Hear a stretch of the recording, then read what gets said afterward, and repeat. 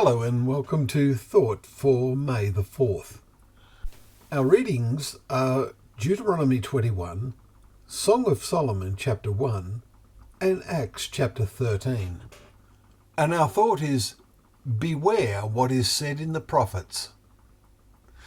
Our reading in Acts chapter 13 has many lessons about the actions of God and the reactions of men as the message of Jesus was spread. Paul and Barnabas came to Antioch in Pisidia, which is southern Turkey, and went into the synagogue and were invited to speak. We read in verse 15. Paul started by giving them a history lesson of God's actions in bringing Israel through the wilderness and establishing them in the promised land, giving them kings, in particular David. Then his message jumps forward to John the Baptist. We must not underestimate the impact and spread of John's preaching, because later at Ephesus, Paul is to find those who only know John's baptism, chapter 19, verse 3. And Ephesus is a long way from the Jordan. Paul's mention of John is a springboard for him to talk about Jesus and his message. He points out that those who lived in Jerusalem did not fully recognize him nor understand the utterances of the prophets which are read every Sabbath day, and they fulfilled them by condemning him. Verse 27.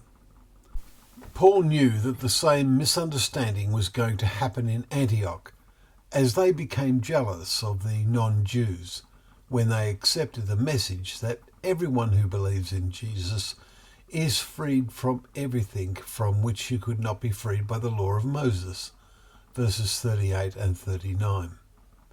Then comes the punchline. Beware, therefore, lest what is said in the prophets should come about, verse 40.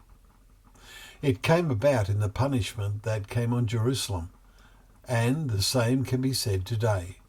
Punishment is coming.